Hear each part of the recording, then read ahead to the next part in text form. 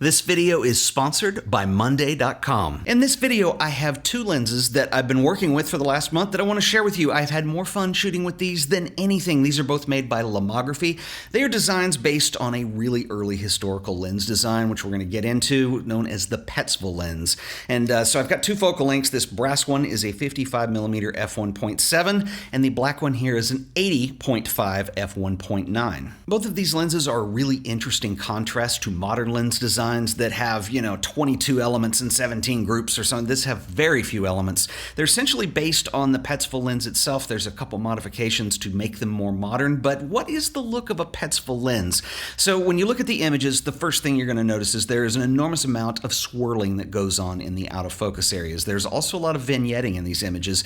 Essentially, they've got a lot of character to them, so they're not going to be super sharp like you're going to find with modern lenses. These are based on historical designs, so if you like a lot of optical character that you can have control of, these are really interesting lenses to shoot on. So these lenses are really all about interesting characteristics, and so to better explain that, I think it's important to have a little bit of an understanding of early photography history in terms of optics. So photography essentially goes public in 1839. Up to that point, you had several individuals that were basically experimenting with early process. Nicéphore Niepce, who's credited with the oldest surviving photograph. We typically call this the first photograph. This was part of that period of time. You also had Louis Daguerre, Fox Talbot over in England. These guys were essentially doing these experiments with really simple lenses. So we're talking one element, convex, it's it. So this doesn't really start to correct a lot of the distortions that we start to introduce when you're using glass to shape an image. But Louis Daguerre sees the need and he starts working with a gentleman named Charles Chevallier, who owns an optical firm in Paris, and they start working on what essentially becomes the very first photography lens. These early daguerreotype lenses were really simple in nature, but they did two things really well. One was they provided a very flat field of focus, and the second is they started to introduce early chromatic aberration control. Now, these were f16 lenses, and when you combine with the really slow emulsions from those days, your exposure times would be around 30 seconds long in broad daylight. So they did have some trade-offs. They were slow lenses, but they did a nice rendering, and so for this reason, a lot of times you will hear these referred to as the French landscape lens. So excellent lenses for interpreting the French countryside, not so hot for taking portraits. In 1840, there was a prize that was offered to the person that could come up with a faster lens. So Joseph Petzval shows up. He's a math teacher. He has no optics experience, but he puts together a small team and they figured it out. So he introduces a 4-element design using two doublet lenses with an aperture stop that you see down the middle. The front achromat is combined, so cemented together. The rear is air-spaced, and the aperture in the middle comes natively at 3.6. So we have ourselves a faster lens. This combined with the introduction of collodion process in the 1850s, we got exposure times down to about 1 or 2 minutes. So sure, we can now photograph people as long as they hold real still. So the Petzval design is actually quite interesting because it's somewhat self-correcting. So when we correct for spherical aberrations, we introduce coma, then that's corrected. And we have an aperture in the middle, and that's able to, as we stop down, it controls astigmatism. But what we're left with is a lot of vignetting and one of the strangest field curvature examples I've ever seen on any lens. So to view this, I'm going to use a technique that I do in all of my lens reviews. What we do is we take an image of something flat that has texture.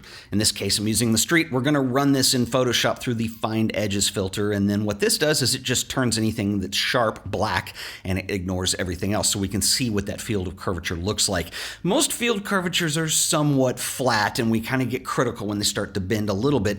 This one is circular, and it comes forward. So the same principle applies here, that when you stop down your aperture on any lens, it's going to increase that depth of field, and it's probably going to correct for this a lot. This is still really strange, but this is 2021, not 1840, and I love what Lomography have done here because they've taken a very historical design and they brought it up to modern standards, and I want to talk about some of the features on here. We're going to get into that, but real quick, I want to give a shout out to our sponsor today, who are the awesome folks over at Monday.com. If you're anything like me, the work that we do, it can get complicated. So there's deadlines to meet, people to collaborate with. Sometimes things get stalled out. Of course, there's budgets to track. It's really easy to spend too much time trying to manage workflows on the many projects on your plate. And so this is where Monday.com comes into play.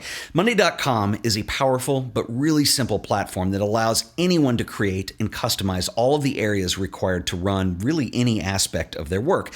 At the heart of Monday.com is WorkOS, which can adapt to the many kinds of workflows, things like project management, marketing, sales, CRM, and even software software development. I use it for photo scheduling and video production, and it's super easy to customize to my specific needs. I use automations a lot, and these really help someone like me. So automations trigger events when something happens. So for example, if a deadline is close, I can trigger a reminder. Or if a budget goes over, I can automatically change an item status. If a status is changed, I can notify someone. This becomes a huge time saver, letting you spend less time with administrative tasks and more time focusing on getting things done. WorkOS is a collaborative environment, and it's really easy to customize to your own workflow. It's enjoyable, it's engaging, it's actually fun to use. So if you visit monday.com using the link below this video, you can get a 28-day free trial and see if monday.com is right for you. So check it out. And I want to give a special shout out and thanks to the awesome folks over at monday.com for sponsoring this video. So as I mentioned earlier, what lomography has done with these lenses is they have given us a modern interpretation of a historical design. So there are some more controls on here that you can use to refine the look even more, and I think they've done a really nice job. I also want to mention that these are both Mark II versions of these lenses. I do have the earlier version of the 80.5mm, which I did like a lot, and there's been some design refinements really for the better. One thing that was cool in the original was the rack and pinion focusing, which was a throwback to old lenses, but I'm not sure that practical is the right word to use. Mine bent and I can no longer focus with it, so that is gone. We now have standard focusing with a dial. On the 55mm version, aperture is controlled not with a dial, but with a pen, which has a really cool vintage feel to it.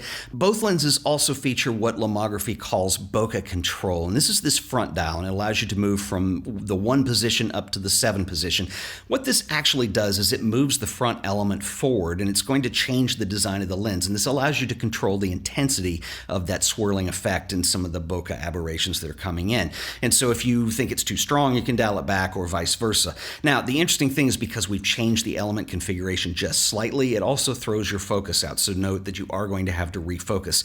I've also noticed that sometimes when the effect is a bit too much and you want to turn it back just a little bit to have a different feel to your lens but not too intense, actually just stopping down the aperture is probably a better way to go. But I love that lomography have given us some options in here for controlling various things. It's really well done. Both lenses also feature Waterhouse stops, and in traditional lenses these were used to control aperture. You would put different stops in here for different sizes of aperture. Now we do have aperture control on the lens, so the reason these are still on here is lomography has given us the option of using these for creative effects. So the out of focus areas are going to take on whatever shape the aperture actually is. So if you have areas that are out of focus, and in this test that I did, I just used string lights, but you can put different shapes in there. So if you want hearts or snowflakes, your out of focus areas can take on those characteristics if that's what you're into. So vignetting mixed with this swirly focus give these lenses a really unique character. But I think the thing that I'm most impressed with these is, unlike modern lenses, these are an alternative, and they've been redesigned from their historical counterparts to fit on mirrorless, in this case of the 55, and the 80.5 is an SLR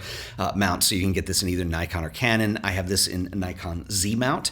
I love shooting on these lenses, but what has impressed me the most is that they're not just overly sharpened like you find on a lot of lenses. They have a really natural feel to them. I don't want to say soft, because they are sharp when you get them sharp, and that's actually something we need to address. The color rendition on these, though, is some of the best I've used on any lens. It really is impressive. So let's talk about that sharpness thing. So the problem is not that the lens isn't sharp, but the design has that bizarre field curvature that we talked about that had that circular shape in the front. So one thing you're going to note on these lenses is it's really difficult to compose and get things in focus if your subject is off center. It just doesn't really work that way. Everything is concentrated to the middle of the frame. That's why when Petzval designed these, they typically referred to them as portrait lenses, because you would have your subject in the middle and it didn't matter with the sharpness so much on the sides. But that is something to know going into it. It is a characteristic of this lens design. It is historical in nature, and it's just going to be something that's very difficult to work with on the lens unless it is flat in the middle of the frame. And I've also noticed, even, especially with eyes sometimes, if they are dead middle, they're going to be slightly out of focus. So you're going to see that that sharpness ring is actually around the center, but not exactly in the center. Welcome to old lenses. It's just part of the charm and the funkiness that is historical lens design. Major kudos to lomography for developing something that's actually really interesting from a historical perspective. perspective.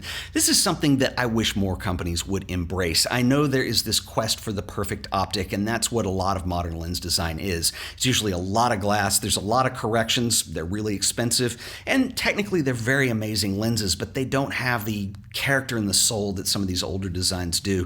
And I think that's why I've had so much fun shooting with these. So anyway, if you want to check them out, I'll put links in the description. I'd love to know what you guys think, so drop me a comment. I'll see you guys in the next video. Until then, later.